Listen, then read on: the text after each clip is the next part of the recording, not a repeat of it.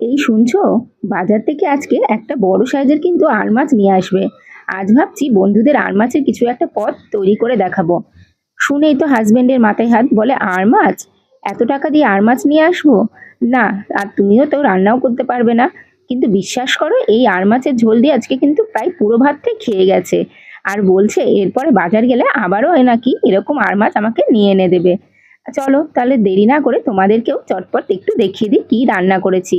আজকে একেবারে ভিন্ন স্বাদে রান্না করেছি, একেবারে আর মাছের রসা।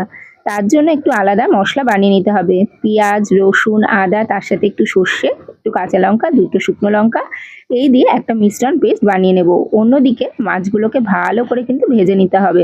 লবণ, হলুদ আর তেল তো মাখিয়ে রাখতেই হবে, কারণ বাঙালিরা প্রথমেই তো মাছে লবণ ও হলুদ তেল মাখিয়ে রাখে। আর হবে আসল খেলা, রসার মশলা।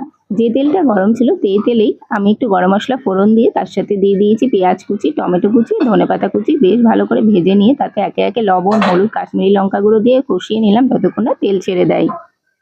পরে অ্যাড করেছি সামান্য পরিমাণে টক দই। মশলা ঠিকঠাক কষানো হয়ে গেলে আগে থেকে ভেজে রাখা মাছের টুকরোগুলো দিয়ে বেশ কিছুক্ষণ একটু জল দিয়ে ফুটিয়ে নিলেই তৈরি হয়ে যাবে আর মাছের রসা।